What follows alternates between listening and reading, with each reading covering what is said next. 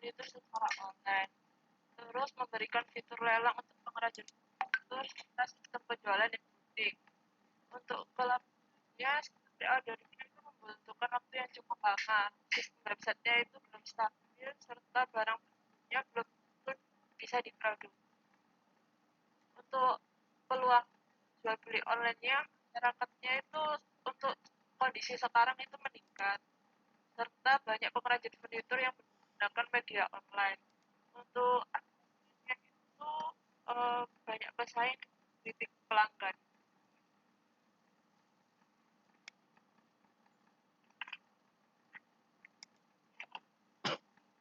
Kemudian untuk keuntungannya, di sini ada 3 pihak yang kita untungkan.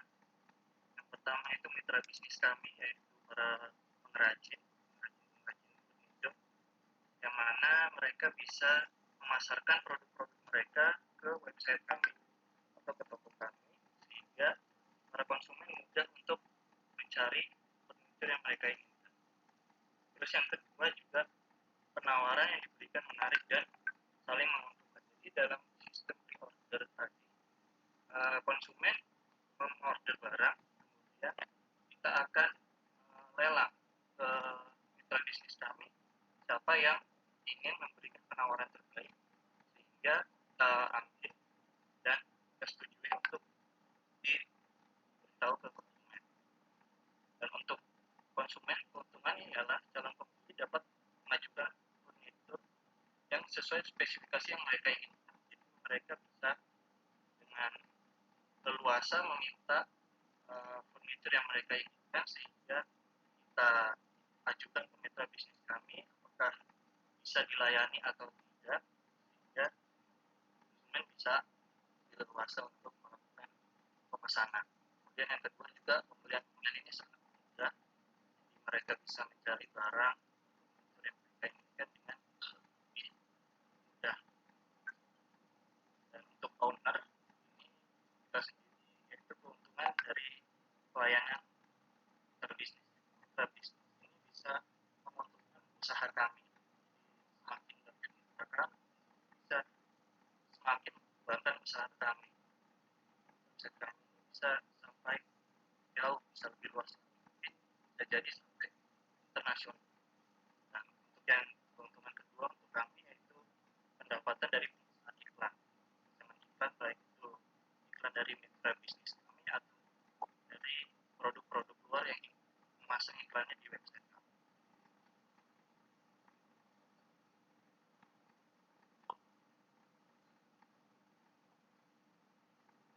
Sudah.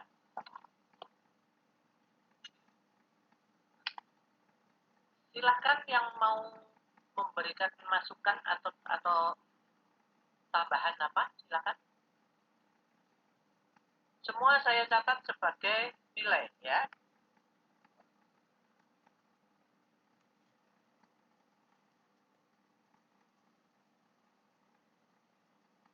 Nggak ada? Kalau nggak ada, saya berikan masukan sedikit, Mas dan Mbak semua yang panitia ini. Satu hal yang perlu sekali Anda perhatikan adalah pasca kirim. Semua barang yang dikirimkan, di mana barang Anda itu adalah barang yang perlu ada perawatan, karena pada saat proses pengiriman itu mungkin sekali terjadi lecet, mungkin sekali terjadi cacat akibat adanya cuaca yang tidak benar dan sebagainya. Itu harus Anda persiapkan pasca kirimnya bagaimana supaya pembeli itu puas dengan apa yang telah Anda jual. Karena kalau tidak puas itu akan menjadi presiden buruk. Ya. Kemudian kalau Anda mengatakan bahwa kemungkinan akan keluar negeri itu sangat mungkin. Terutama bukan yang saya lihat bukan di Pasuruan, Probolinggo itu sudah merupakan furniture yang jualnya ke Eropa. Kalau Pasuruan belum. Mengapa belum? Karena di Pasuruan itu banyak sekali kayunya yang masih kayu muda. Kalau di Probolinggo itu lebih banyak atau lebih dominan kayu tua, di mana dia memanfaatkan barang-barang bekas yang kemudian dijadikan furniture antik dijual dengan harga yang sangat mahal dan dikirimnya langsung ke Italia, ke Belanda dan Prancis yang saya tahu. Banyak sekali yang di sana. Jadi di Solo ditambahkan Pak Rizal, Ratu, Rifki, Zulfikar, dan Erlinda. Apa-apa yang perlu Anda tambahkan di situ? Hei, jawab betul. Iya Bu, baik Bu. Ya, jadi tugas ini bukan hanya sekedar kalian presentasi ya.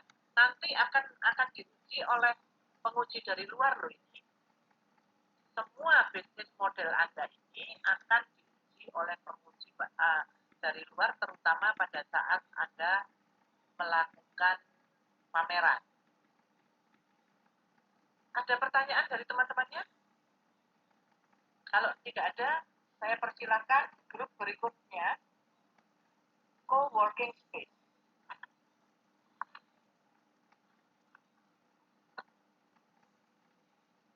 Tidak ada pilihan. Terima kasih.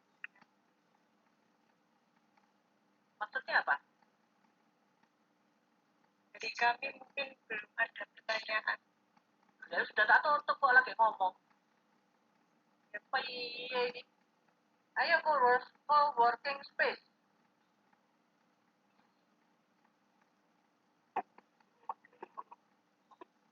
Loh, tadi Ratu, sekarang Ratu. Apa bedanya? Yang tadi Ratu siapa?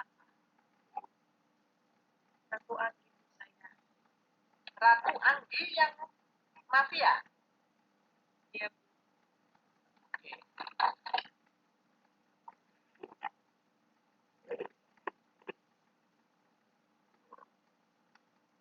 Sudah, tidak usah disuruh, langsung aja.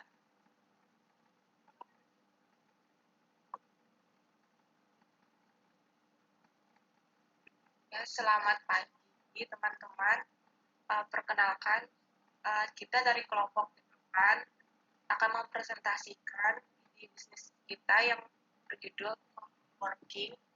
Anggota kelompok saya sendiri memiliki tiga bandar dengan NP 225.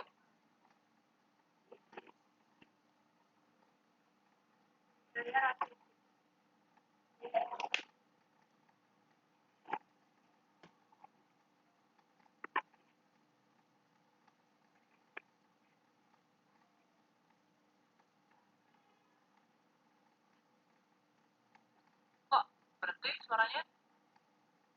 Saya Muhammad Noval Abiraki Bu, NRP 57. Saya Nasrina, NRP 12. Saya dari Rahman.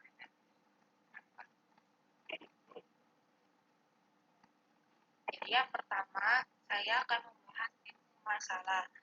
Jadi permasalahan ini saya ambil di kota Surabaya, di mana kota Surabaya adalah ibu kota dari Jawa Timur yang merupakan kota metropolitan, serta menjadi kota terbesar kedua di Indonesia setelah kota Jakarta.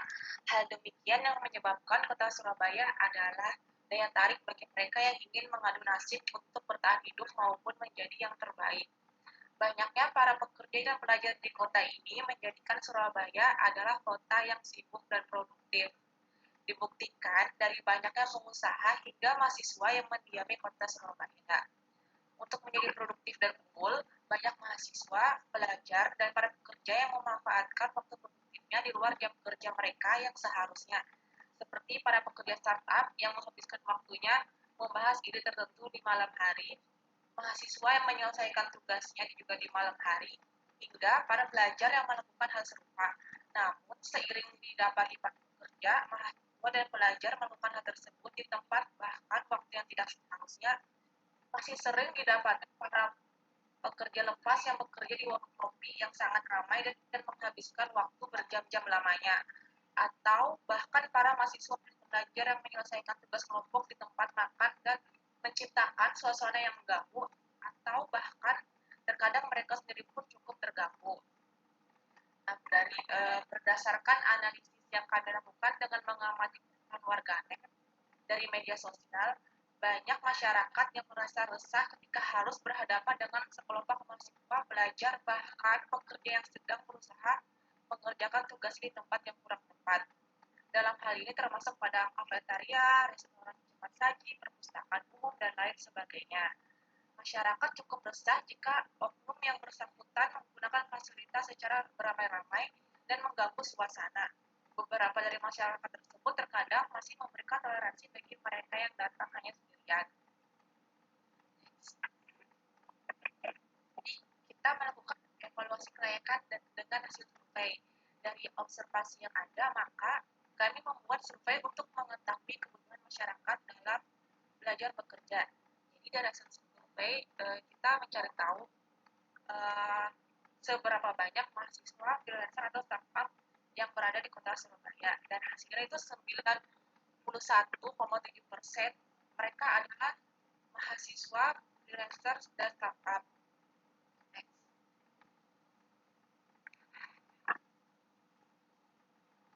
Kemudian untuk survei dengan pertanyaan apakah Anda sering bekerja secara berkelompok dan berapa sering itu mendapatkan hasil terbanyak sekali dalam seminggu, dan hasil paling sedikit saya tidak pernah bekerja secara berkelompok. Di mana biasanya Anda menyelesaikan pekerjaan kelompok? Untuk pertanyaan pada survei ini yaitu paling banyak mengerjakan di rumah sendiri atau rumah rekan kerja. Kemudian untuk apakah Anda merasa nyaman bekerja di tempat umum, pada survei ini jawab sebanyak 50% menjawab ya, dan 47% menjawab. Jadi lebih banyak yang merasa nyaman bekerja di tempat.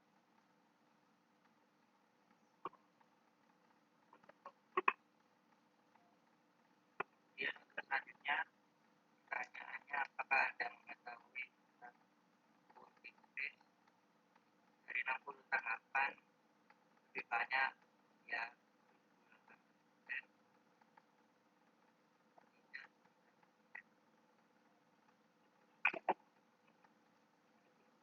Kemudian untuk pertanyaan selanjutnya, fasilitas apa yang diharapkan dari paling banyak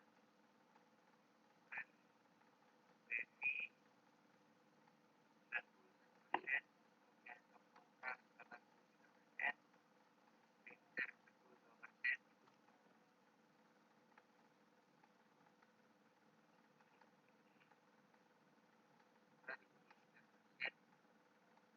kantin 76%, compounding 25%.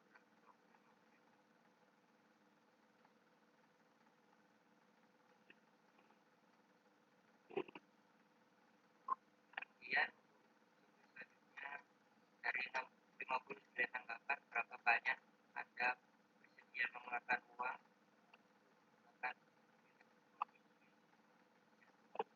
dari kecil ini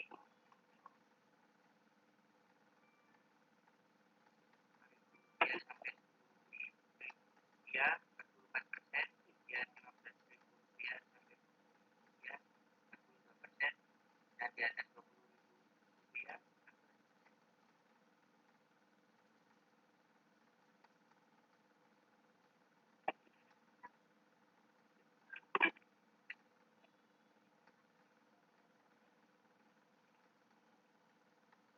Agak cepat sedikit.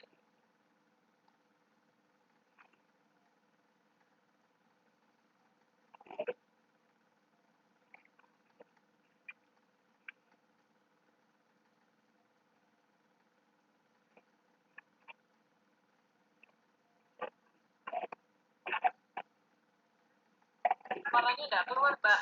Gencar.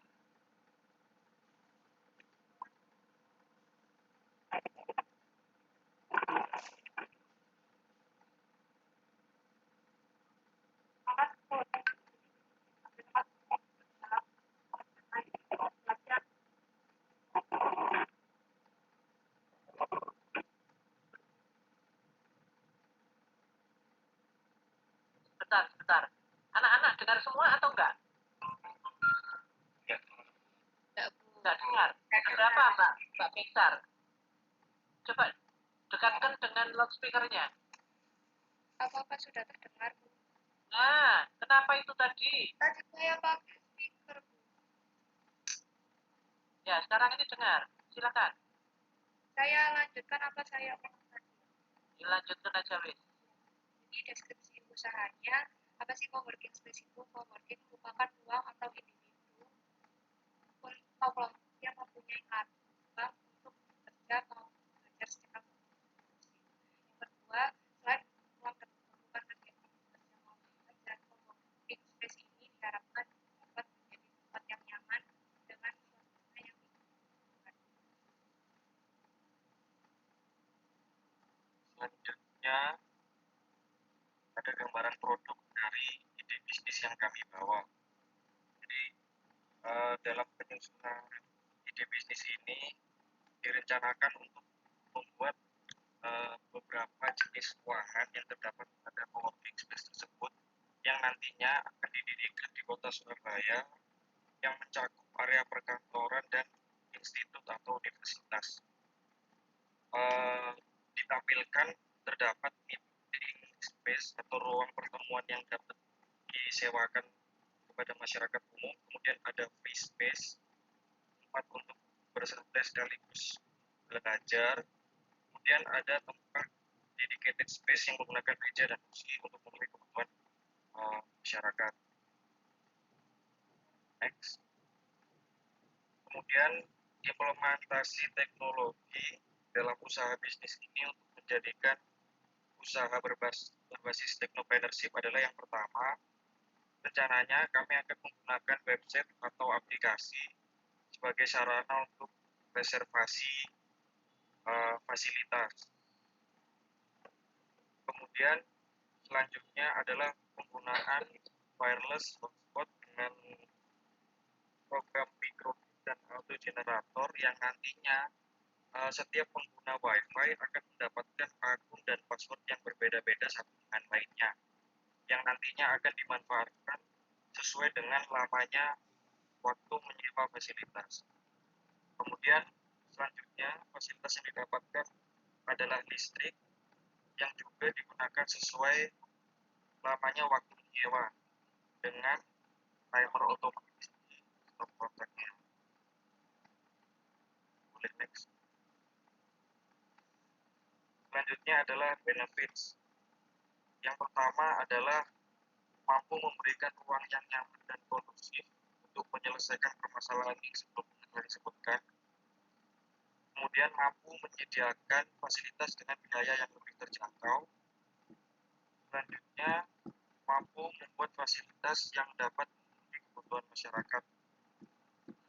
Yang terakhir, dengan adanya coworking space ini diharapkan mampu memenuhi kebutuhan bekerja secara berkelompok maupun individual bagi para mahasiswa, pekerja freelancer maupun pekerja startup yang membutuhkan.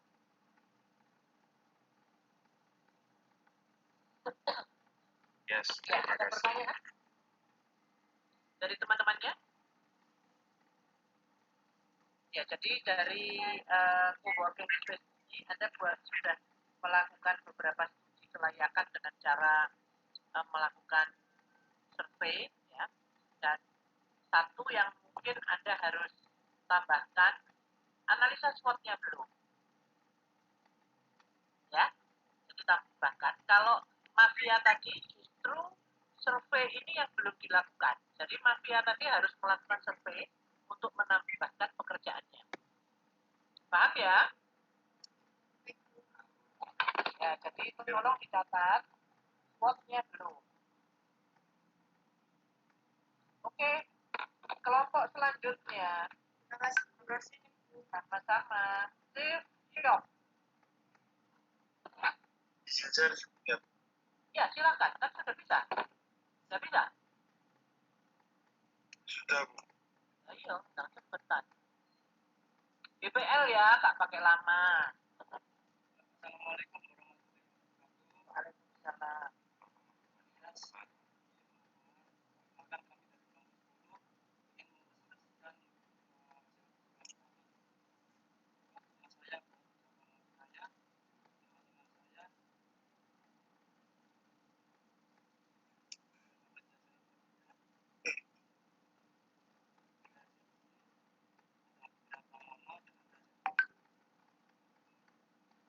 Ada semua nggak orangnya? Hadir Bu. Hadir Bu. Hadir Bu. Silakan.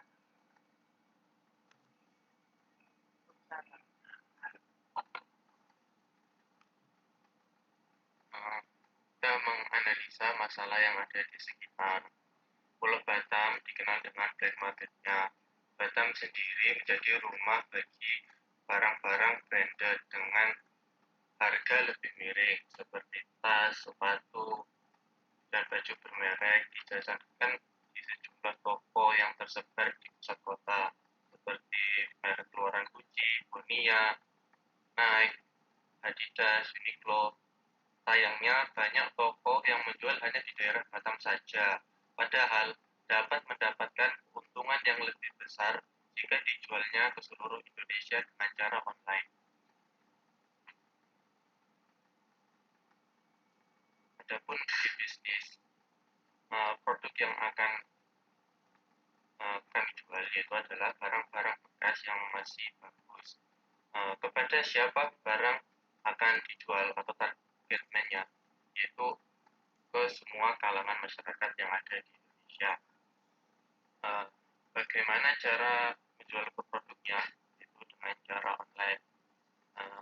Dan kebutuhan pelanggan yang dapat terpenuhi adalah mendapatkan barang-barang brand dengan harga yang lebih murah.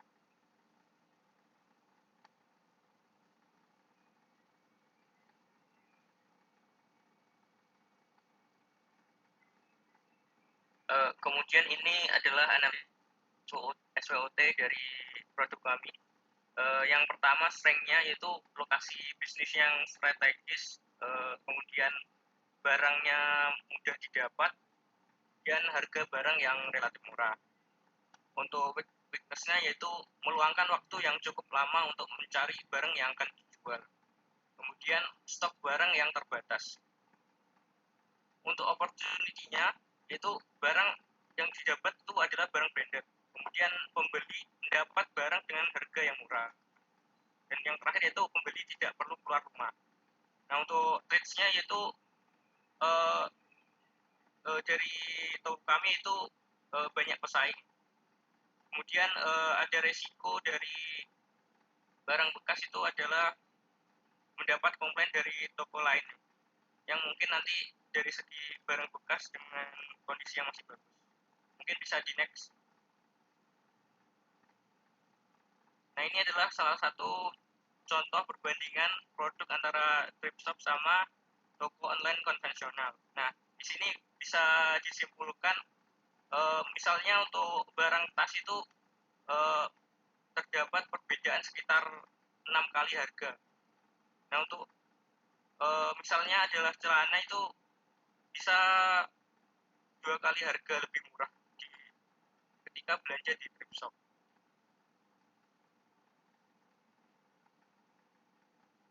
Mungkin bisa di next. Yang selanjutnya yaitu weakness dan traits. Nah, di weakness ini tadi kan sudah dijelaskan bahwa untuk memilih produknya itu perlu waktu yang cukup lebih gitu. Dan trait-nya yaitu banyak dapat komplain dari toko yang lain. Next. Nah, untuk uji di bisnisnya didapatkan kekuatan lebih dari kelemahan dan kesempatan lebih dari ancaman. Solusinya yaitu menjadikan salah satu toko sebagai agen untuk produk barang bekas yang akan dijual. Sudah bisa cukupkan, terima kasih. Ya, silakan kalau ada pertanyaan. Saya ingin bertanya. Mau nanya.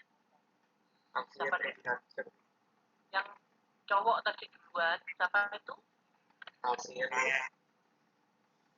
Enggak. Ya, silakan.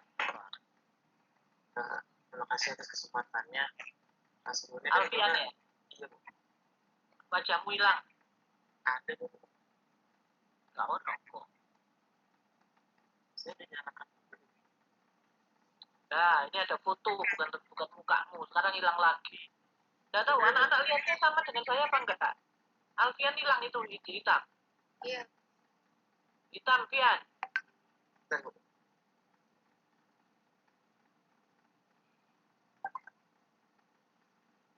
Sekarang ada Gak ono. Boten wonten. Desamu ndi pian kok gak iso ketok? tahu Desamu nang ndi? Depok Bu. Nah, Depok desa aja nih. Hilang Saya ada berapa? ya. Apalagi kamu pakai cermin ya kelihatan. Gak ada ini. Ya sudah terus aja. Iya, motor. Nah, sebelumnya kan saya mau bertanya kepada Bapak gift shop. Kita tahu bahwa kan sebenarnya sekarang tuh udah banyak gift shop yang tersedia di platform online seperti Tokopedia, Shopee, dan lain-lain dengan harga yang relatif murah. Apa bedanya kalian dengan yang lain? Sekarang kan kita tahu platform yang ada itu udah murah banget barang. Terima kasih. Silakan.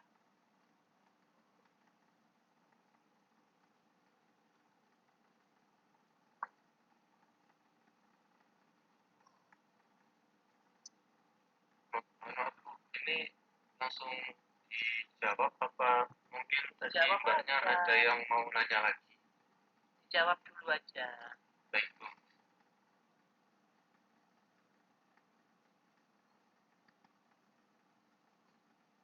Siapa yang mau jawab? Versi.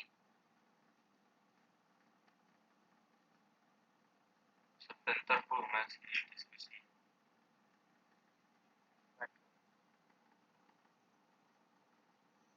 Diskusinya 5 hari. Boni aja yang jawab. Ayo Bon.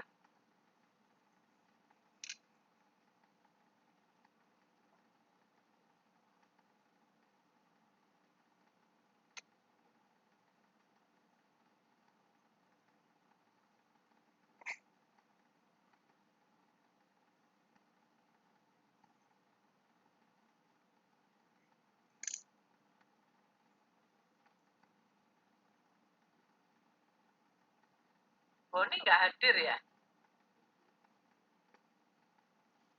Nggak ada Boni memang ya? Halo? Ya? Halo? Siapa yang mau jawab?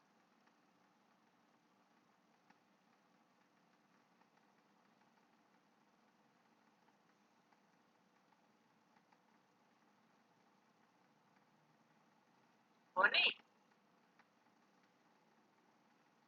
Boni Jahfal Afinaya. Izin menjawab Bu. Dari tadi disuruh jawab, sekarang minta izin. Dari hasil diskusi kami memang benar Mas, kata Mas Alfian tadi memang sudah banyak yang menjual barang-barang bekas desktop yang lebih murah, tapi kami menjanjikan dari tempat kami itu yang sangat strategis Mas, kayak misalnya barang-barang contoh dari Singapura, Malaysia itu rata-rata orang sana sekali 2 kali pemakaian langsung dibuang gitu Mas, jadi langsung dijual kembali ke sini, jadi ada keuntungan yang mana barang itu lebih bagus dan lebih murah gitu Mas, karena kan impor dari luar. Kalau juga dibandingkan dengan thrift shop tadi yang kami tampilkan itu perbandingannya jauh sekali Mas, mungkin seperti itu. Soalnya kan saya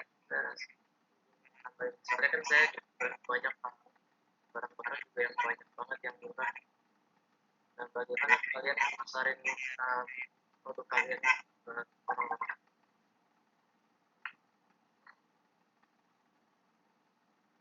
Simpel gitu. Terima kasih, mungkin akan menjadi masukan untuk mengembangkan. Ratu tadi mau tanya.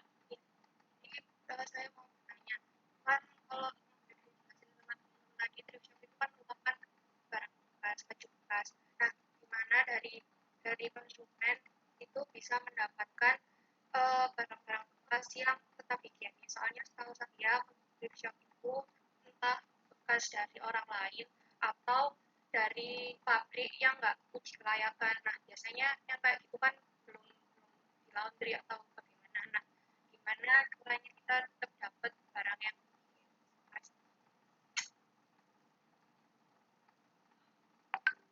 Silakan Zainul Ihsan menjawab, Ikhwan menjawab. Baik, tentunya sebagai penyedia jasa kita harusnya semacam ini ya, menjaga kualitas barang yang akan kita perjualbelikan. Itu tentunya kita melaundry apa-apa aja, misal barang-barang yang kita terima dari pengumpul bekas itu kita tetap laundry lagi untuk menjaga kualitasnya.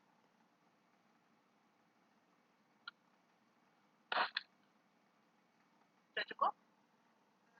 Sekian, terima kasih. Ada yang lain ingin bertanya? Satu lagi, Saya ingin bertanya, Bu. Pak Ratri. Ya, saya Ratri Farur ingin bertanya menimpali jawaban tadi dari Mas Jenji soal keunggulan dari produk tersebut, yaitu barang-barangnya didapat dari Singapura dan luar negeri yang sekali dua kali pakai lalu dibuang seperti itu. Saya ingin bertanya kalau saya pernah dengar aturan tentang impor barang bekas itu sudah dilarang oleh pemerintah. Nah, untuk mensiasati hal tersebut bagaimana langkah yang dilakukan oleh kelompok Anda? Terima kasih. Silakan.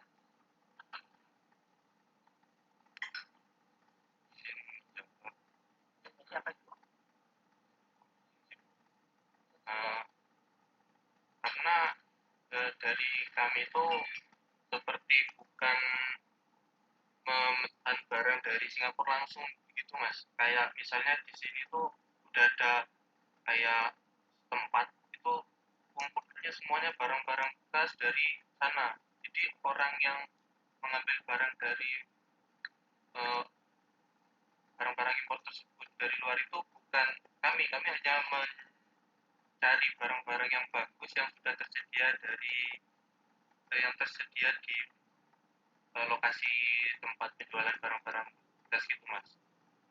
Ya, misalnya konsumen ketiga gitu, Mas, yang akan menjual barang-barang tersebut. Seperti itu, Mas.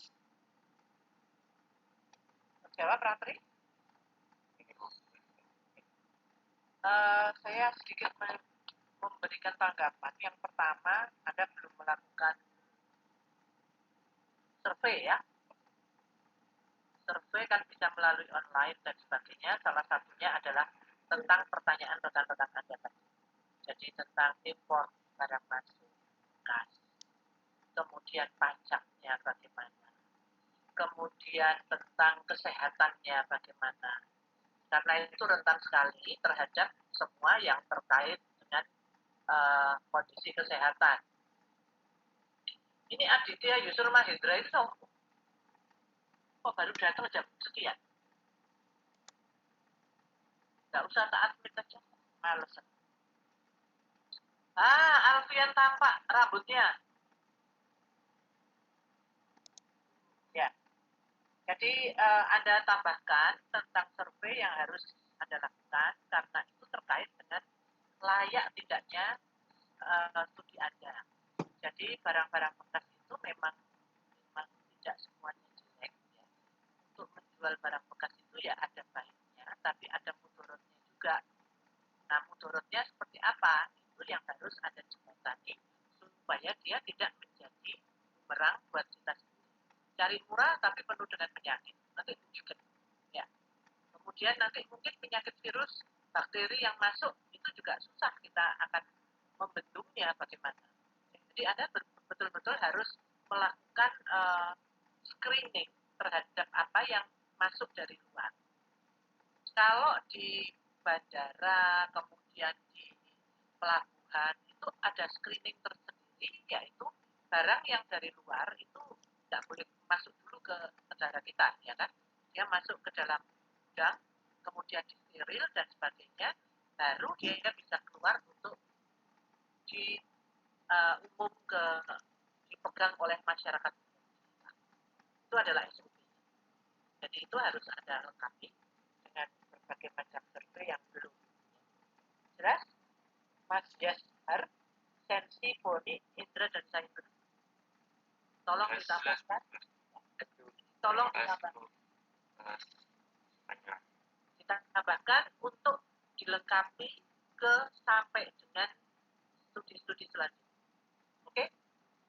Saya minta sekarang hot ebony.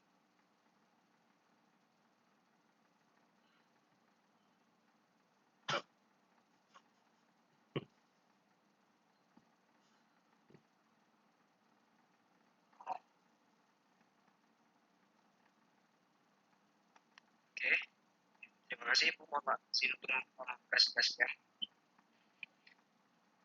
Mohon maaf, apa suara saya putus? Terdengar ada putus-putusnya, tapi masih terdengar. Izin mematikan kamera, Bu.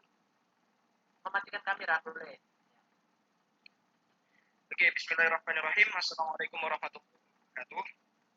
Kami dari kelompok Hot Ebony memiliki produk briket batok kelapa. Untuk anggota kelompok kami, saya sendiri Muhammad Iman Kidozawa, ada Mas Ubaidillah Obadah, Mbak Maria Francisca, Ahmad Amadiyah Holdi, dan juga Robertus Delarvino. Oke, lanjut. Ya, untuk filosofinya sendiri, ini diambil dari kayu hitam Sulawesi, yang dimana itu merupakan famili dari Ebonionian atau Ebenaceae, yang nama ilmiahnya adalah Diospyros celebica, yang diturunkan dari kata celebes dan merupakan tumbuhan endemik dari daerah itu, yaitu Palu, Sulawesi Tengah. Karena bentuknya yang seperti kayu hitam, maka daripada itu kami mengambil nama ebony.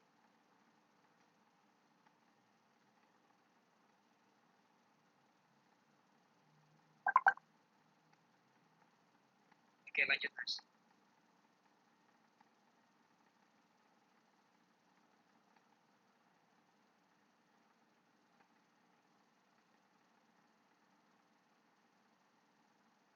Lalu untuk identifikasi masalahnya, kami memiliki latar belakang bahwa Indonesia terdapat jumlah lahan tanah data BPS 2014.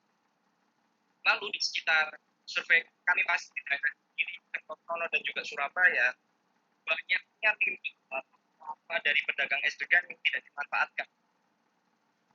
Lalu latar belakang ketiga, belum banyak pengusaha arang briket di daerah Kediri, Kertosono maupun di Jawa Timur umumnya. Lalu yang terakhir, kebutuhan pasar yang tinggi akan briket tidak diimbangi dengan produksi yang maksimal, sehingga masih banyak kebutuhan yang tidak tercukupi.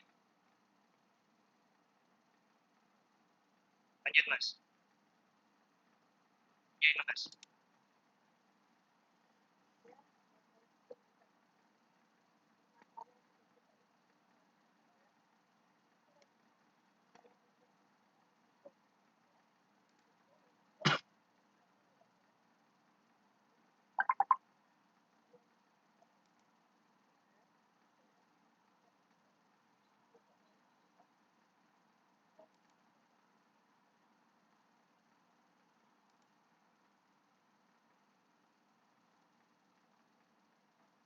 Kemudian untuk sasaran produk yang pertama,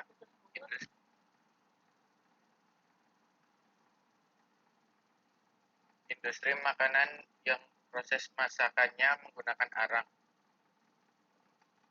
Dan yang kedua, ekspor ke luar negeri. Bisa next Mas. Kemudian analisis SWOT-nya. Untuk yang pertama, strength. Yang pertama, banyaknya ilmiah batok yang termanfaatkan. Kemudian dalam pemasaran memiliki strategi konsumen ke konsumen lainnya. Kemudian yang ketiga, hubungan baik pembeli dan pemasok. Kemudian weakness. Yang pertama, ketidakmampuan keuangan manajemen untuk peningkatan kinerja perusahaan. Yang kedua, pada saat produksi beresiko ke kesehatan pernapasan. Kemudian yang ketiga, belum ada alat modern dalam pembakaran untuk menghemat waktu dan praktis atau secara manual. Nah, next Mas. Ya, untuk opportunities-nya, meningkatnya kebutuhan dalam arang di berbagai kalangan usaha kecil menengah. Yang pertama. Yang kedua, sebagian restoran masih menggunakan produk arang tempurung kelapa. Yang ketiga, dipastikannya adanya pelanggan tetap. Sebagai contoh nyatanya seperti nasi goreng Kediri yang teknik memasaknya menggunakan arang. Dan untuk trends-nya, yang pertama, industri arang tempurung kepala harus lebih inovatif dalam mengembangkan produk arang tempurung kelapa dalam menghadapi persaingan dengan industri Ya arang kelapa tempurung. lo ya, jangan kepala. Ya, Tadi kepalanya siapa? saya ulangi ya Bu ya. Untuk trendnya yang pertama, industri arang tempurung kelapa harus lebih inovatif dalam mengembangkan produk arang tempurung kelapa dalam menghadapi persaingan dengan industri arang tempurung kelapa lain yang menjual produk jenis persaingan produk arang konvensional dan munculnya pesaing baru.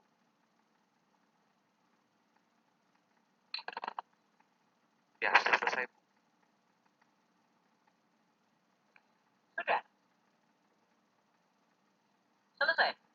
Iya, selesai. Sudah. Silakan. Siapa yang ingin bertanya? Saya ingin bertanya, Ratu Geksa, silakan. jadi kan kalau dalam pembuatan arang itu sendiri pun ada proses pembakaran. Nah, bagaimana dari pengendalian agar tetap tidak merusak lingkungan sekitar maupun tidak menimbulkan polusi udara. Terima kasih. Oke, terima kasih Pak. Menjawab ya. Silakan, siapa yang mau jawab? Saya Bu Muhammad Fanik Yedozawa. Ya.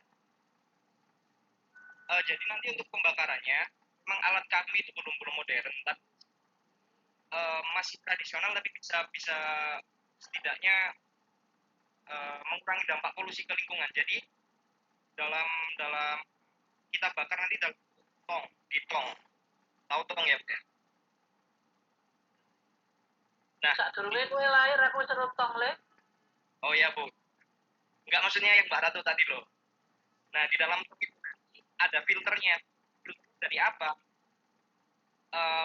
Dari sabut kelapa di atasnya, dan juga ada asam juga untuk menetralisir racun-racun yang ada di dalam itu. Jadi sebelum asap itu keluar itu sudah terfilter setidaknya di dalam tong tersebut. Terima kasih. Jawab. Menjawab. Siapa lagi yang ingin bertanya? Ada 2 lagi penanya, silakan.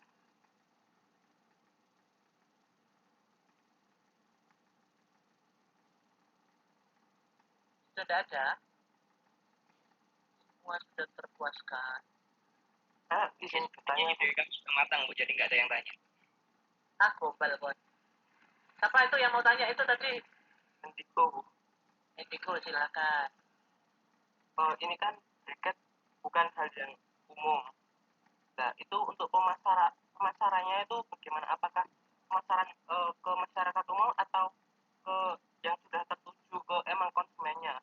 Kayaknya tadi ada mau dikirim ke ekspor juga ya. Itu untuk pemasarannya gimana?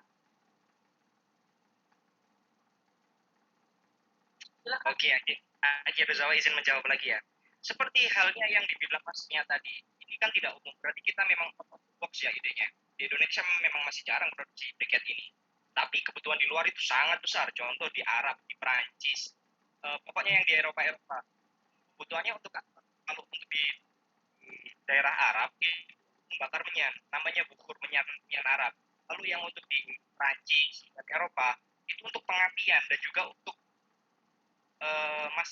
masak barbeque seperti itu. Kebutuhannya sangat besar gitu. Lalu untuk di Indonesia sendiri, kita bisa menyasar di restoran-restoran Jepang, lalu di toko-toko Arab, dan banyak sebagainya. Terima kasih.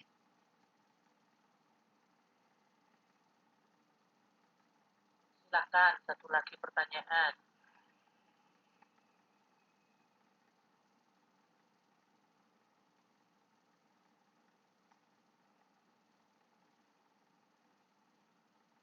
Nggak ada? Baik, kalau nggak ada, saya ingin menambahkan, ini grup Hot Ebony ini belum melakukan survei ya. Survei terkait dengan bracket Anda. Salah satunya adalah tukang sate itu mau nggak sih pakai bracket Anda, misalkan. Ya. Terus kemudian bracket ataupun apapun yang terkait dengan kulit kelapa itu memiliki bau yang khas. Ya, bau yang khas sekali. Contohnya bandeng asap, ikan asap yang ada di kenjeran. Itu semua bakarnya pakai sabut kelapa. Nah, survei Anda tentunya terkait dengan briket Anda nantinya yang buatan dari sabut kelapa atau batok kelapa ya, itu bagaimana cara menghilangkannya supaya dia netral, paling tidak baunya seperti arang biasa. Arang normal itu tidak ada bau. Jadi cuma bau sangit dari bakaran itu sendiri. Beda dengan baunya sabut kelapa. Ratu gue gak adum-adum ning kancamu iku piye to? Ratu gengsar. Nemplok terus mau gak ngedum ke temennya. Kamu tak bisa bahasa Indonesia. Nemplok aneh mau macam-macam gak ono mandeke. Baru sekali. Orang saya sudah lihat dari tadi. Saya sampai pengen. Aku tak beli makananmu itu. Sabar. Ya, Buat Ebony, pahamkah apa yang Ibu tanyakan? Oke Bu, boleh izin sekali jawab Bu? Boleh. Itu tadi memang kita jujur keterbatasan waktu untuk mempercantik PowerPoint kita. Sebenarnya ada metodologinya Bu. Nanti kita itu produknya ada beberapa. Ada yang original yang dalam bentuk briket benar-benar batok yang dipadatkan. Ada yang ada campuran lainnya. Mungkin ada campuran kayu gaharu atau kayu buah-buahan untuk menetralisir bau yang Ibu bilang tadi. Tapi Bu, ketika batok kelapa itu sudah jadi arang kalau dibakar lagi, itu insya Allah baunya sudah tidak seperti sabut kelapa yang dibakar. Berbeda Bu, dan ini minim asap ketika sudah dibakar. Ya. Kalau memang bisa seperti itu sangat bagus ya. Kalau bisa, jangan menggunakan kayu, baik itu kayu gaharu atau kayu yang lain. Karena apa? Akan merusak lingkungan Anda. Sayang sekali. Tapi kalau ada proses pencucian dan sebagainya yang menyebabkan baunya hilang, itu sangat bagus. Oke. Terima kasih Bu. Sebaiknya tidak menggunakan kayu apapun jenisnya.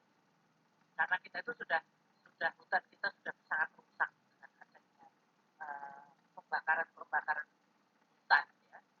Nah itu sebaiknya ada pakai cara lain. Dan pemanfaatan limbah dari sabun ini sangat bagus, sangat menjanjikan ya. Apalagi Anda bisa menjadikan dijual sebagai briket yang dijual keluar itu untuk barbecue dan sebagainya. Insya Allah pasti laris. Nah, cuman itu baunya tidak semua orang mau baunya asap kelapa itu. Jadi tolong diperhatikan dan nanti pada saat ada pamer produk mudah-mudahan sudah tidak offline lagi, sudah bisa online dan bisa ditunjukkan gitu. Karena mungkin nanti bisa dibantu untuk menjadi sesuatu yang menjadi lahan bisnis Anda yang sesungguhnya. Jelas? Oke, terima kasih Pak. Ya, jadi kita akhiri, kita lanjutkan dengan geofurniture. Silakan.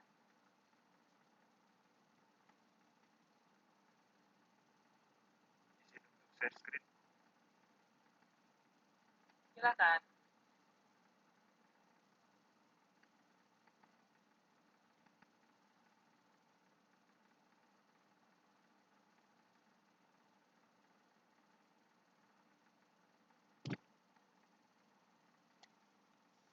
Silakan.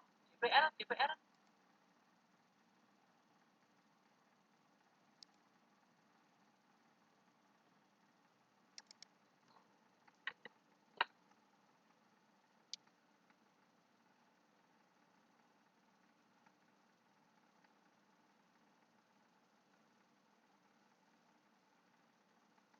Baik, Assalamualaikum warahmatullahi wabarakatuh. Kami kelompok 11 akan menyampaikan produk kami yaitu biofurnitur, yaitu furnitur berbahan dasar berbahan beton geopolimer. Dengan anggota kelompok kami ada Faisal Ahmad, Rizky Catur Siswantoro, Bapak Zardi Ahmad Alfarisi, saya sendiri Garis Sipol Umah, serta Roy Nur Kholik.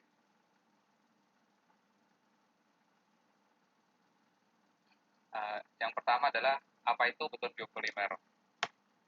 Jadi beton geopolimer ini adalah beton ramah lingkungan yang tidak menggunakan semen sama sekali. Dia menggunakan limbah fly ash dari PLTU. Nah, berdasarkan penelitian yang telah dilakukan menunjukkan bahwa beton geopolimer ini memiliki properties yang lebih baik dari aspek waterkan, kemudian dari durabilitas atau ketahanannya bila dibandingkan dengan beton konvensional. Nah, dari beton sendiri itu umumnya digunakan sebagai elemen di struktur gedung atau mungkin di jembatan serta di jalan tol.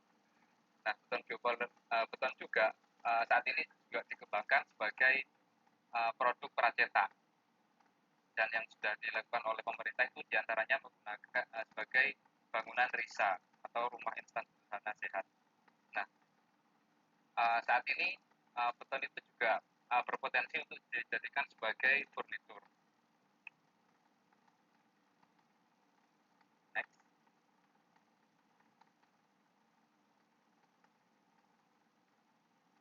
Dan untuk beton geopolimer ini kenapa bisa digunakan sebagai furnitur? Karena tadi yang pertama memiliki potensi limbah yang cukup banyak ketersediaannya, kemudian sudah ada teknologi yang dapat digunakan untuk memanfaatkan limbah tersebut jadi beton, dan ketika jadi produk furnitur ini bisa dibentuk sebagai meja, kursi, atau sofa. Dan karena dia menggunakan teknologi beton geopolimer, dia memiliki durabilitas yang lebih baik. Serta karena dia menggunakan bahan limbah, dia lebih ekonomis. Seperti itu. Next. Jadi untuk analisa SWOT-nya, untuk bagian strength yaitu yang pertama, furnitur dari beton geopolimer memiliki properties yang lebih baik daripada beton konvensional. Lalu selanjutnya produk ini ramah lingkungan, lalu memanfaatkan limbah fly ash yang tidak terpakai. Untuk weakness-nya itu sendiri yaitu yang pertama, berat produk relatif lebih berat, lalu metode pembuatannya tidak bisa menggunakan metode konvensional. Untuk properti niche-nya inovatif dan berpeluang untuk masa depan, serta perkembangan dari industri properti di Indonesia ini berkembang sangat pesat. Untuk threats-nya atau ancaman, furnitur dari semen konvensional, lalu furnitur kayu lebih dikenal oleh masyarakat. Untuk yang selanjutnya yaitu studi kelayakan. Yang pertama ini tentang problemnya, di mana desain interior minimalis akhir-akhir ini menjadi tren dalam mendesain ruangan maupun landscape yang digunakan baik untuk rumah, restoran, perkantoran maupun taman. Jadi furnitur ini merupakan komponen penting dari sebuah desain interior, karena tanpa adanya furnitur maka interiornya terlihat sepi. Saat ini furnitur banyak terbuat dari material kayu. Material kayu ini memiliki kelemahan, diantaranya lemah terhadap api dan dapat berserang hama. Jadi menurut data dari Forest Watch Indonesia pada bulan Agustus 2020 ini, Indonesia telah kehilangan hutan alami lebih dari 23 juta hektar, sehingga perlu adanya inovasi material dalam pembuatan furnitur untuk mengurangi penggunaan kayu yang bersumber dayanya semakin terbatas.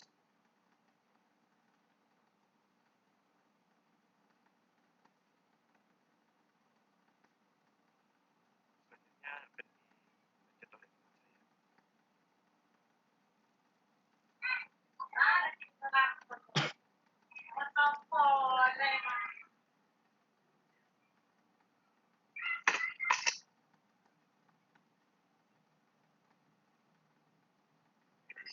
audio kelayakan. Solusi GEOF dapat dijadikan sebagai alternatif material yang digunakan sebagai bahan baku furniture. Geofurniture merupakan furniture yang dibuat dari limbah, fly ash. Beberapa macam furniture yang terbuat dari geofurniture adalah sofa, kursi, dan meja. Geofurniture juga cocok digunakan sebagai kebutuhan furniture untuk ruangan yang mengusung konsep minimalis. Geofurniture merupakan perkembangan dari furniture yang terbuat dari beton, di mana pada geofurniture inovasi yang digunakan adalah mengganti semen dengan fly ash. Selain itu, geofurniture juga dapat digunakan sebagai solusi pengganti furniture kayu yang saat ini bahan baku kayu sendiri sumber dayanya semakin tipis.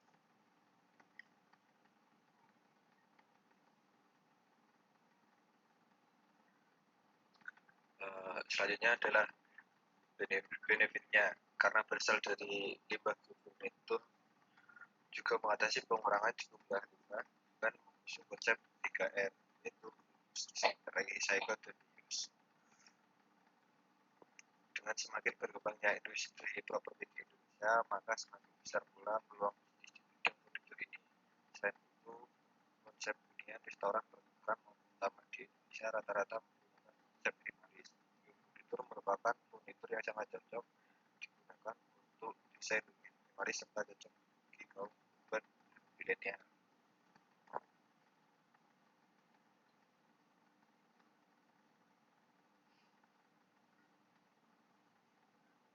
Ya, sekian dan terima kasih atas presentasi dari kami. Monggo kalau ada yang ingin bertanya. Silakan. Permisi Bu, saya izin bertanya. Siapa? Ya, nama saya Emil, izin bertanya bagaimana strategi kelompok Anda mengenai metode pemeliharaan atau furniture ini agar barang bisa awet dan tidak rusak. Ya, terima kasih. Silakan. Iya, izin menjawab pertanyaan dari Emil. Jadi yang pertama terkait dengan hasil penelitian juga bahwasannya beton geopolimer ini memiliki potensi durabilitas yang bagus dibandingkan dengan beton konvensional. Namun kelemahannya dari beton geopolimer ini dia perlu metode pencampuran yang khusus sehingga tidak bisa menggunakan metode yang digunakan di beton biasa yang menggunakan semen seperti itu. Nah dari aspek keawetannya ini cukup bagus. Berdasarkan penelitian itu bisa lebih dari ketahanannya itu bisa 2 kali lebih bagus dibandingkan dengan beton konvensional berdasarkan penelitian, sehingga ketika dia digunakan sebagai furnitur dia akan lebih awet. Terlebih lagi kalau misalkan menggunakan kayu ya, kayu itu dia mesti rawan di pelapukan seperti itu. Kadang ada potensi di rayapnya juga kayak gitu. Sudah terjawab? Ada pertanyaan lain? Saya Bu, Rizky Pada. Ya, saya mau bertanya, selama ini masyarakat itu kan mengenal furniture itu kan dari bahan kayu. Lalu yang jadi pertanyaan saya, bagaimana strategi pemasaran agar masyarakat ini tertarik untuk mengkonsumsi produk Anda? Produk Anda kan bukan dari kayu, yang mereka tahu kan furniture itu dari kayu. Untuk mengenalkan ini kepada masyarakat dan membuat minat masyarakat ini untuk membeli produk kalian, strategi pemasarannya itu bagaimana? Dan cara memperkenalkan produk kalian kepada masyarakat itu bagaimana? Terima kasih. Silakan.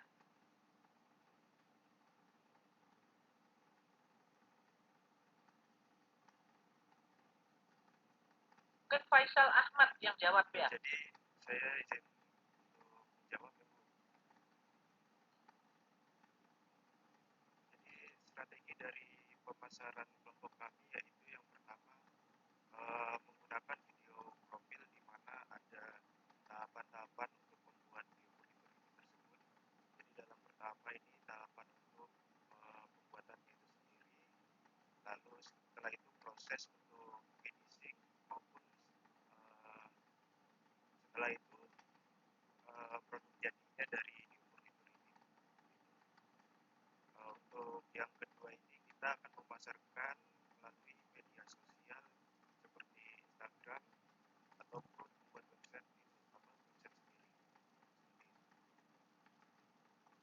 Terjawab, Rizky?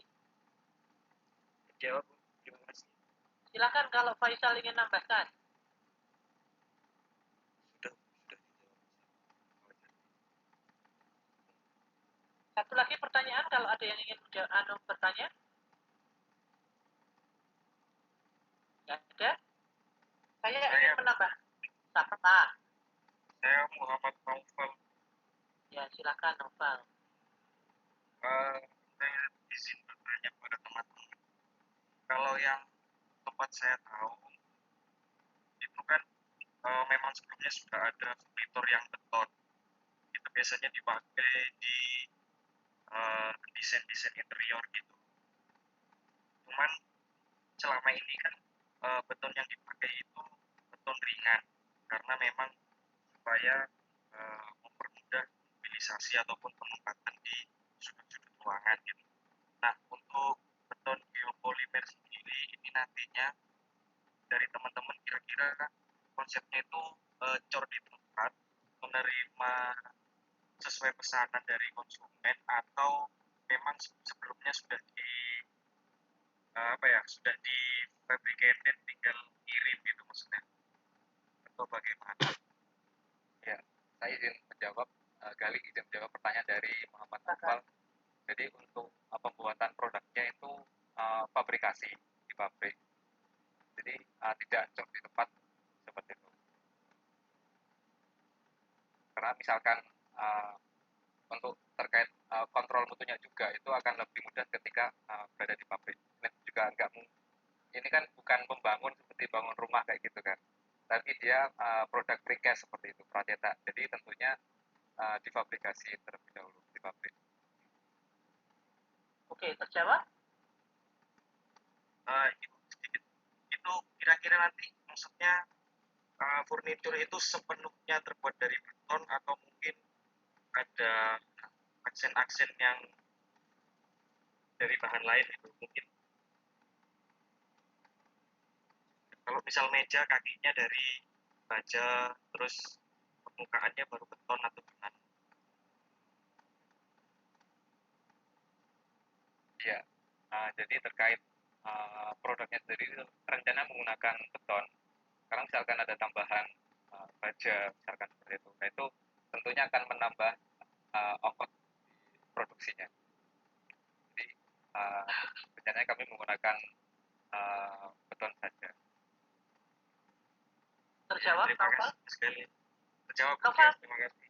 Novel, saya mau tanya, belakangmu itu apa? Belakang saya, di layar Bu, itu background video Bu. Ya Allah, itu kucing deh, gone kalau gimana tuh buang air itu? Aduh. Oke, saya rasa cukup. Saya ingin menambahkan sedikit Galih dan CS-nya ya. Ya, Bu. Apa yang Anda inginkan sebagai ide bisnis ini adalah sesuatu yang baik. Namun, Anda perlu lakukan survei sejauh mana penerimaan masyarakat terhadap biopolimer untuk furniture ini. Ya.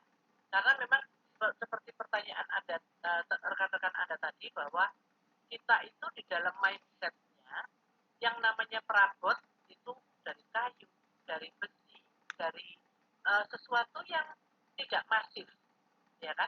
Sesuatu yang tidak masif, lebih ringan dibanding beton. Sehingga penerimaan terhadap masyarakat mungkin diterima, mungkin tidak. Nah, untuk tahunya ada satu-satunya cara adalah dengan survei. Survei dengan cara apa? Bisa telepon ke temannya, bisa video call ke saudaranya. Itu kan termasuk konsumen yang mungkin bisa Anda tanya, ya kan?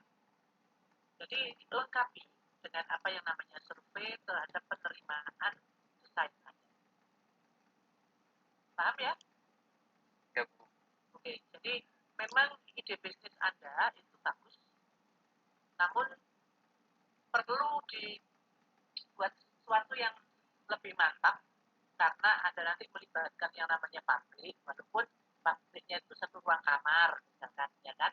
Tapi pengadaannya adalah pengadaan yang tidak main-main, tidak hanya di atas meja. Jelas ya? Baik, kita akhiri untuk geopolimer. Salah. Geopartikel ya. Dilanjutkan dengan dekorin.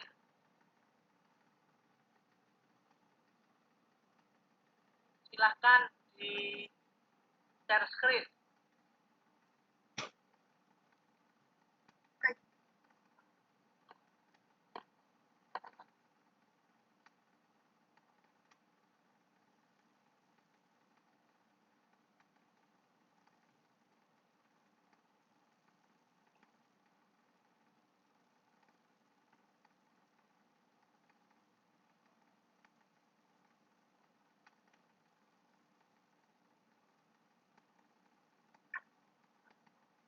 Assalamualaikum warahmatullahi wabarakatuh. Perkenalkan, kami dari kelompok 5, beranggotakan Cornela, Kaki Arsya, saya, Tafina, Andiko, dan juga Raihan.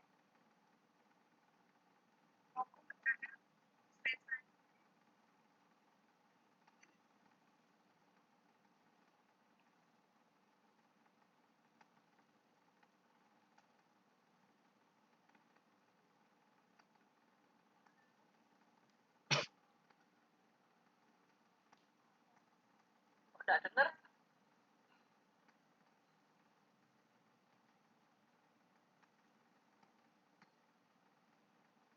Saya tidak mendengar apa-apa.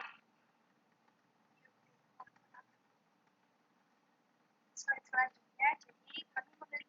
Bentar. Dekorin ini kelompok 4 apa kelompok 5? Kelompok 5, Bu. Ini kelompok 4, kelompok 5 semolit.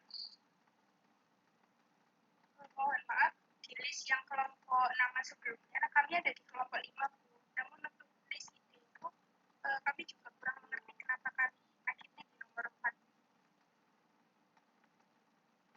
Kita baca kelompok 4, Mbak, supaya mudah, ya. Kelompok 4, oke. Silakan lanjut. Jadi inti bahasan dari ide kami yaitu adalah latar belakang, survei, ada rumusan masalah, tujuan, kemudian deskripsi, identifikasi peluang, dan analisis.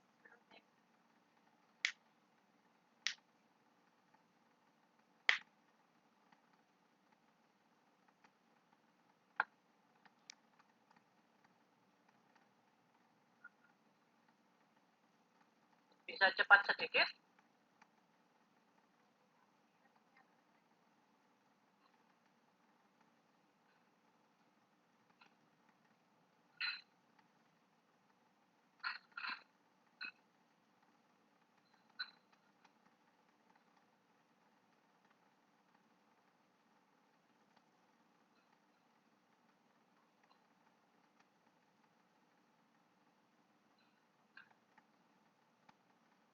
Untuk ini bahasan pertamanya, latar belakangnya, mengapa kita memilih ide untuk membuat website desain interior. Yang pertama, kami melihat peluang bahwasanya usaha interior di era saat ini itu sedang meningkat. Kemudian berdasarkan dari pernyataan dari Andre Wijaya, masyarakat mulai menghargai pentingnya menciptakan ruangan yang nyaman dan indah. Kemudian juga meratanya kebutuhan desain interior, baik di rumah sederhana hingga bangunan komersial itu mulai banyak menggunakan jasa-jasa desain interior.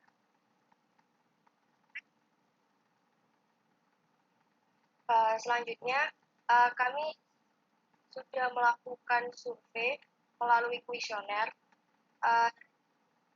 Di sini sebanyak 75,6% dari 45 responden sudah memiliki rancangan desain interior untuk hunian mereka sendiri. Next. Lalu, sebanyak 82,2% dari 45 responden sudah memilih, mereka berpikiran untuk menggunakan jasa desain interior untuk memperindah ruangan mereka, karena menurut mereka jika menggunakan jasa desain interior itu lebih praktis, lebih mudah, dan juga hasilnya itu maksimal, sehingga penataan ruangan mereka itu jauh lebih bagus. Sedangkan mereka yang menjawab tidak berpikiran untuk menggunakan jasa desain ini, mereka menurut mereka jika menggunakan jasa ini itu biayanya itu lumayan mahal. Lalu untuk pertanyaan mengenai jika ada website untuk jasa desain interior, di mana kita bisa mendesain dan check out kebutuhan desain dalam satu platform, 100% dari 45 responden itu mereka tertarik. Selanjutnya, kami juga menanyakan mengenai sosial media yang sering mereka gunakan. Yang paling banyak yaitu di Instagram. Jadi data ini tuh nantinya akan kita buat sebagai platform untuk pemasaran produk jasa kita. Lalu mereka jika menggunakan jasa desain interior, mereka mengutamakan aspek keindahan desainnya dan juga dari segi biayanya. Lalu dari 45 responden ini mereka berusia dari 18 tahun hingga 42 tahun.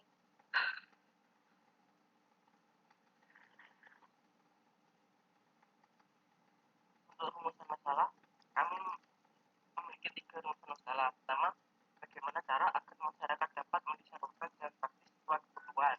Kedua, apakah desain interior memenuhi kebutuhan masyarakat.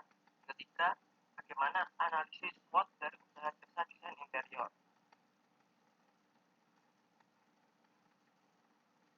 Tujuan bagi kami untuk membuat dekorin adalah memberikan kemudahan dan kenyamanan kepada customer untuk mendesain ruangan dengan fitur yang praktis dan sesuai kebutuhan. Apalagi di saat pandemi seperti ini, dengan meningkatnya bisnis internet, kita dapat memudahkan masyarakat. Selanjutnya, berikut ini adalah buku dari desain kami yang memiliki tulisan Make Your Dream House Come True.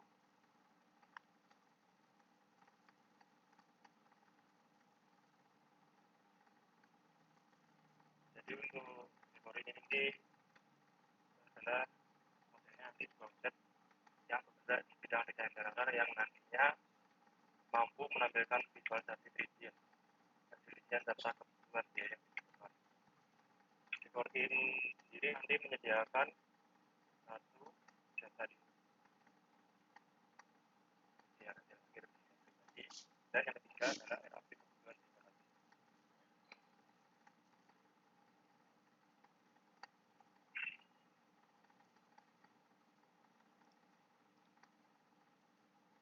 Lalu dari hasil identifikasi peluang yang telah kita dapatkan, yaitu yang pertama dari ketertarikan masyarakat sendiri. Untuk ketertarikan masyarakat sendiri yaitu intinya ketertarikan masyarakat untuk menggunakan jasa desain interior berdasarkan hasil survei yang telah kita dapatkan. Lalu dari platform yang digunakan, kita menggunakan platform internet yang mudah diakses. Lalu masyarakat yang masih awam terhadap desain. Lalu untuk selanjutnya analisa SWOT-nya.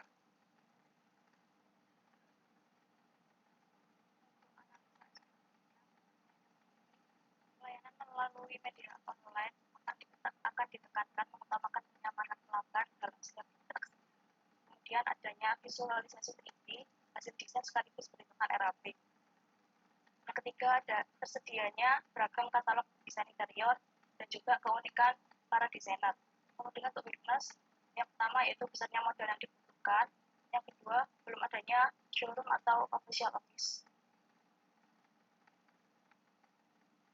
Kemudian untuk opportunities, yang pertama yaitu bertambahnya permintaan konsumen terhadap desain interior. Yang kedua, customer yang puas akan mempengaruhi orang lain untuk menggunakan jasa desain dekorin.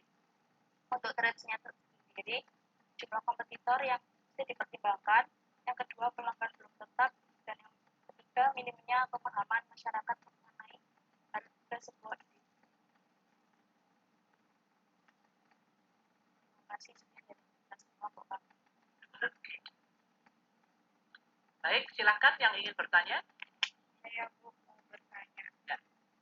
Silakan, Mbak Isti.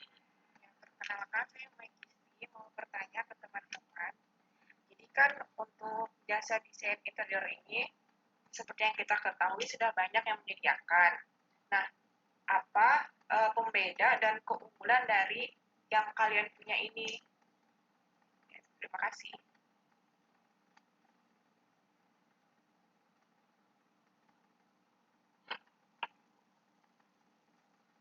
Baik, terima kasih atas pertanyaannya Bapak Rizky.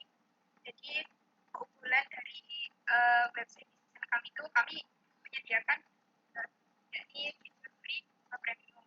Nah, untuk yang free ini user atau pengguna itu bisa mendesain desain mereka dengan katalog yang tersedia. Artinya katalog yang limited, sehingga mereka hanya memiliki gambaran ruangan ini diberikan misalnya ini sofanya warna merah, kemudian temboknya berwarna putih. Nah, mungkin hanya memiliki gambaran sebatas itu. Namun, kita juga memiliki fitur premium, yakni pengguna bisa pengguna ini bisa konsultasi kepada desainer kita, dan juga kami memiliki istilahnya kami juga menjadi suatu makelar ya, makelar terhadap terhadap UMKM ini memiliki jasa untuk mendesain suatu memiliki jasa untuk membuat suatu furniture. Mungkin kalau gambarannya kita bisa memiliki desain sebuah meja, kemudian kita bekerja sama minta kepada kelompoknya Mas Kali gitu ya untuk membuatkan furniture tersebut. Terjawab, Mbak Kisti? Iya, Bu, terjawab. Tapi saya mau tanya lagi, ini kan bisa desain sendiri. Desainnya tuh melalui apa?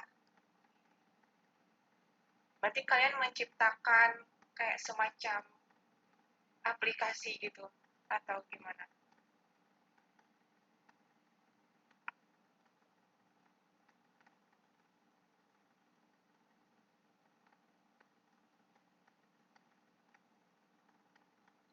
Coba Rehan Hardian yang jawab.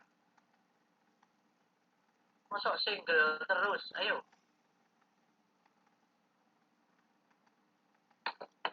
Rehan. Ya, Bu. Ayo jawab. Ya. Jadi kita nanti memberikan kemudahan masyarakat dalam proses menyerahkan satu desain yang diinginkan.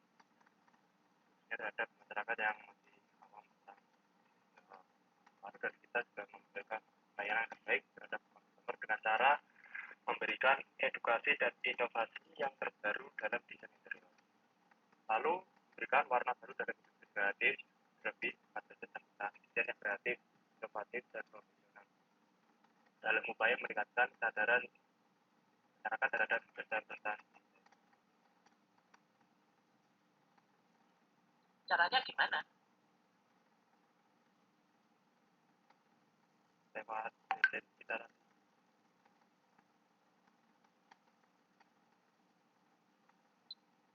Terjawab nggak, Mike? Masih kurang sih, Bu. Ya, sama. Belum terpuaskan. Karena website ini kan nantinya kan bisa diakses oleh siapapun.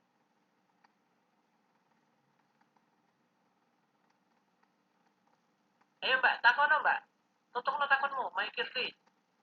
Mike Kisti. Iya, maksud saya itu yang ini loh, yang kayak kalian kan menyediakan buat nih orang mendesain sendiri. Nah, desain sendirinya ini seperti apa, pakai apa? Misalkan kalau biasanya kan ada kayak atau The Sims gitu, bisa buat desain-desain atau SketchUp. Nah, kalau kalian apa nama aplikasinya atau lewat apa? Seperti itu.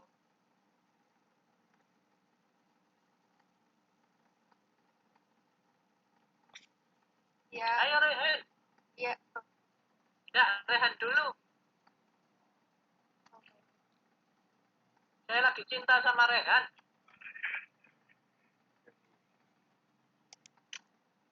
Memang menang, ayo.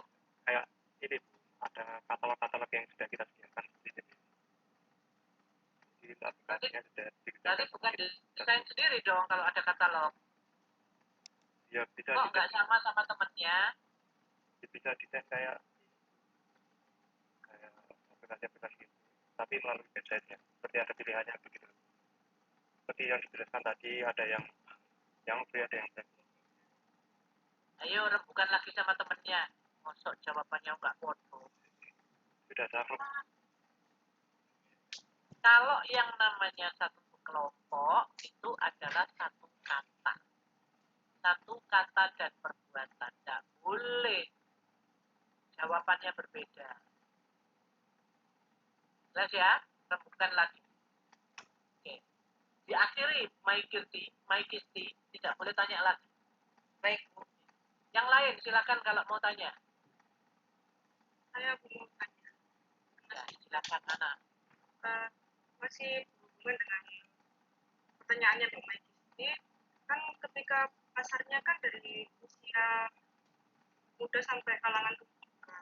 Kalau pasarnya itu kan ketika dapat pasar orang tua yang melek teknik yang melek teknologi itu anggapannya gaptek, itu gimana ya? Kan yang bangun kan bukan hanya kalangan muda aja yang mau bangun rumah, tapi kalangan muda juga.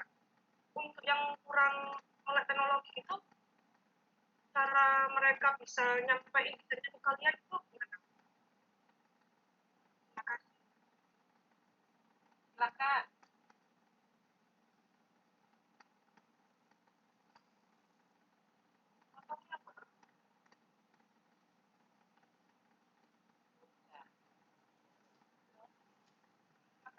Pertanyaannya Mbak.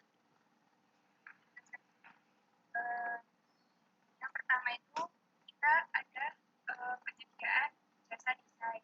Jadi misal mungkin untuk user yang sudah usia lanjut ketika berhubungan mungkin bisa menggunakan jasa tersebut.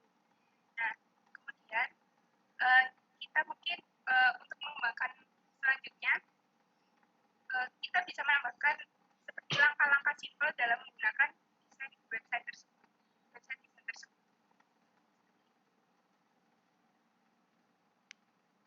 Jawab Ana. Kurang terjawab. Jadi kayak mereka ngasih sketsanya gitu, kalian yang desainin atau gimana? Untuk yang jasa desain Mbak. Jadi apa ya? Ada jasa konsultasinya, misal saya konsultasi ke dekorin ya. Nah itu kita bisa memiliki draft. Kita bisa memiliki draft yang itu bisa terhubung dengan si usernya itu, sehingga usernya ketika melihat desainnya, oh seperti ini, visualisasinya seperti ini, itu bisa tergambarkan dan juga bisa memberikan masukan-masukan ke desainernya.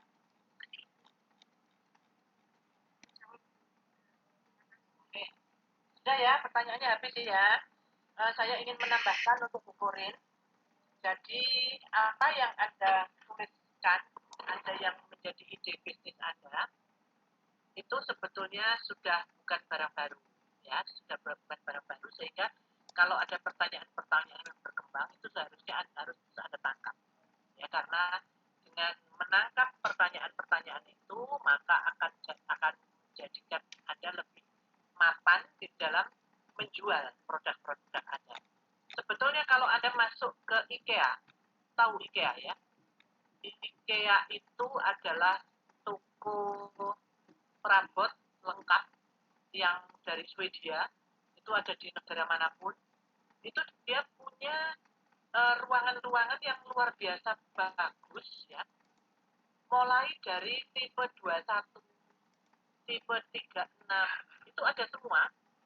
Itu lengkap dengan perabot yang dijadikan model sama dia. Sehingga kalau saya misalkan menjadi Anda sebagai seorang penjual dekorasi gitu ya, dekorasi rumah gitu, itu akan dengan mudah membuat contoh-contoh seperti itu, sehingga yang kalau menurut Ana tadi yang mak-mak yang sudah nggak bisa pakai internet ya, gimana caranya? melihat itu aja dia sudah bisa memilih. Misalkan saya milih dapur seperti yang milik tipe 21 tapi dengan ukuran ini kan bisa. Ya, jadi ada banyak choice yang bisa Anda lakukan di situ karena tidak semua orang bisa membuat sketsa desain miliknya sendiri. Anda boleh menyediakan tenaga ahli interior untuk membuat sketsa-sketsa itu, namun akan memakan waktu yang banyak. Jadi sebetulnya membuat desain itu banyak sekali caranya ya. Kayak yang dilakukan oleh banyak arsitek muda saat ini. Dia menjual buku dengan rumah berbagai macam tipe.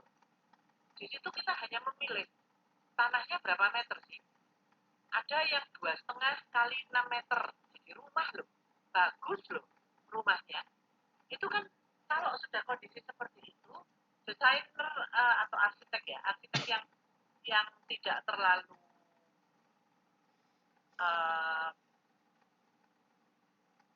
naik ya, namanya tidak terlalu naik, dia tidak perlu sulit-sulit gitu. Comot aja beberapa desain, kemudian dijadikan menjadi satu, dikembangkan dengan idenya dia, itu sudah menjadi sesuatu yang luar biasa. Jadi ada beberapa pilihan untuk Anda bisa menciptakan sebuah dekorasi yang bagus sekali. Jadi ide Anda untuk dengan menggunakan internet dan sebagainya itu bisa dilakukan. Nah, lengkapi dengan berbagai macam yang mempunyai. Jelas, Taurina CS? Jelas. Ya. Ada pertanyaan sampai di sini terkait dengan ke-6 judul ide bisnis?